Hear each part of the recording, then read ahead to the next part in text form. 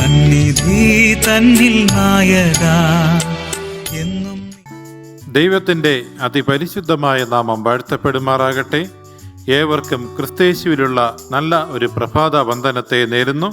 ഇന്ന് നമുക്ക് ചിന്തിക്കാനുള്ളതായ ഭാഗം, എല്ലാ അത്ഭുതങ്ങളിലും വിശ്വസിക്കരുത്. ആധാരവാക്യമായി നമുക്ക് ലഭിച്ചിരിക്കുന്ന വേദവാക്യം വെളിപ്പാട് പുസ്തകം 13-ാം അധ്യായം അതിൻ്റെ 13-ാം വാക്യം.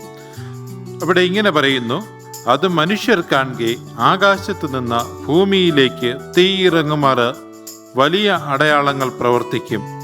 ഇന്ന് കർത്താവായ യേശുക്രിസ്തുവിൻ്റെ ഈ വീണ്ടും വരവിനോട് അടുത്തിരിക്കുന്നതായ ഈ ഒരു കാലഘട്ടത്തിൽ മനുഷ്യനെ തെറ്റിക്കുന്നതായ വലിയ അത്ഭുതങ്ങളും അടയാളങ്ങളും നമ്മൾ കാണേണ്ടി വരുമെന്ന് ദൈവത്തിൻ്റെ തിരുവചനത്തിൽ കൂടി വെളിപ്പാട് പ്രവചനത്തിൽ നമുക്ക് കാണിച്ചു തരികയാണ്.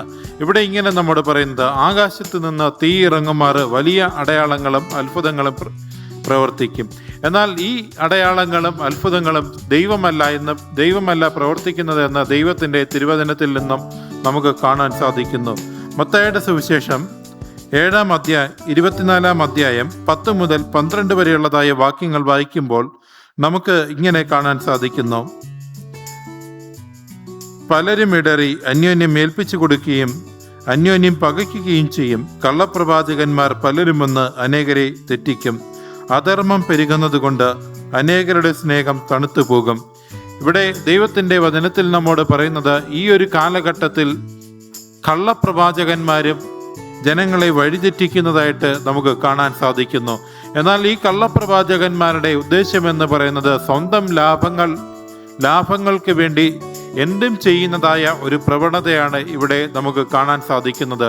അങ്ങനെയുള്ളതായ ഒരു കാലഘട്ടത്തിലാണ് നാം ഓരോരുത്തരും ജീവിച്ചിരിക്കുന്നത്. ഈ ഒരു കാലഘട്ടത്തിൽ പലർക്കും വിശ്വാസം നഷ്ടപ്പെട്ടു പോകുമെന്നും ദൈവത്തിൻ്റെ തിരുവചനത്തിൽ നിന്നും നമുക്ക് കാണുവാൻ സാധിക്കുന്നു. ഇവിടെ നമ്മോട് പറയുന്നത്, എല്ലാ അത്ഭുതങ്ങളിലും വിശ്വസിക്കരുത്. എന്തുകൊണ്ട് ഇങ്ങനെ നമ്മോട് പറയുന്നു? വലിയ ഇടർച്ചകൾ മനുഷ്യന്റെ ജീവിതത്തിൽ ഉണ്ടാകാതിരിക്കുവാൻ വേണ്ടിയാണ് എല്ലാ അത്ഭുതങ്ങളിലും വിശ്വസിക്കരുത് എന്ന ദൈവത്തിൻ്റെ ആത്മാവ് നമ്മെ ഓർമ്മിപ്പിക്കുന്നത്. എന്നാൽ സാത്താൻ താൻ വിളിച്ച ദൂതന്റെ വേഷവും ധരിക്കുന്നു എന്ന് ദൈവത്തിൻ്റെ വചനം നമ്മോട് പറയുന്നു. കർത്താവായ യേശുക്രിസ്തുവിൻ്റെ നാമത്തിലും മറ്റ് മരിച്ചവരുടെ രൂപത്തിലും സാത്താൻ നമ്മെ വഴിതെറ്റിക്കുമെന്ന് ദൈവത്തിൻ്റെ വചനത്തിൽ നമുക്ക് കാണാൻ സാധിക്കുന്നു. ഇവിടെ ദൈവത്തിൻ്റെ തിരുവചനം നമ്മോട് പറയുന്നത്, ശൗൽ രാജാവ് തൻ്റെ അവസാനത്തോടെടുക്കുന്നതായ സമയത്ത് താൻ മന്ത്രവാദിയായിരിക്കുന്നതായ ഒരു സ്ത്രീയെ ചെന്ന് കാണുകയും ആ മന്ത്രവാദിയോട് തൻ്റെ ആവശ്യങ്ങൾ പറയുകയും ചെയ്യുന്നു. അവിടെ ശമൂവേലിൻ്റെ പേരിൽ ദുരാത്മാവ് വന്നിട്ട് ശൗൽ രാജാവിനോട് പറയുകയാണ്, നാളെ നീയും എൻ്റെ ആൾക്കാരും എന്നോടൊപ്പം ആകും. എന്നാൽ ഇതേ പ്രവണതകൾ തന്നെ ഇന്നും നിലനിൽക്കുന്നതായിട്ട് ദൈവത്തിൻ്റെ തിരുവചനത്തിൽ നിന്ന് നമുക്ക് കാണാൻ സാധിക്കുന്നു.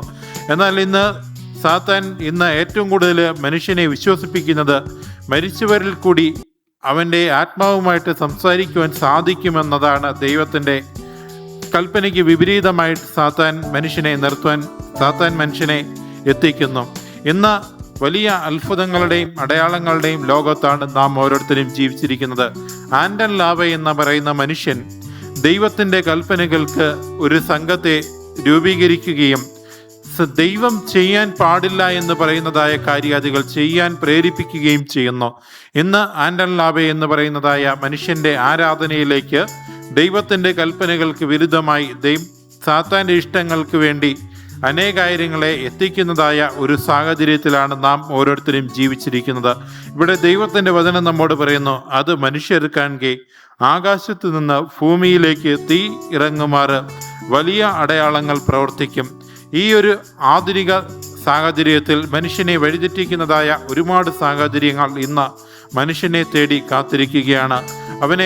ഒന്നാമത് മനുഷ്യനെ വഴിതെറ്റിക്കുന്നത് ബന്ധങ്ങളാണ്. രണ്ടാമത് വഴിതെറ്റിക്കുന്നത് ഇന്നത്തെ ആധുനിക സംവിധാനങ്ങളാണ്. എന്നാൽ ദൈവത്തിൻ്റെ വചനം നമ്മോട് പറയുന്നത്, പരീക്ഷയിൽ അകപ്പെടാതിരിപ്പാൻ ഉണർന്നിരുന്ന് പ്രാർത്ഥിപ്പിൻ.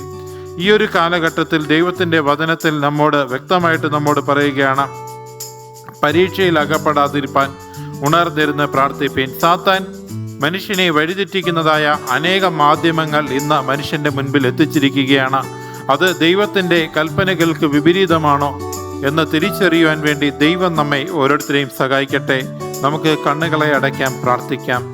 അടിയങ്ങളെ അതിവാത്സല്യമായി സ്നേഹിക്കുകയും പരിപാലിക്കുകയും ചെയ്യുന്ന പൊന്നു ദൈവമേ, പൊന്നുനാമത്തിനായി നന്ദി അർപ്പിക്കുന്നു. ദൈവമേ, അങ്ങയുടെ ഹിതം എന്താണെന്ന് തിരിച്ചറിയുവാൻ അങ്ങ് സഹായിക്കണമേ. എല്ലാം യേശുവിൻ മഹത്വമുള്ള നാമത്തിൽ തന്നെ. ആമേൻ.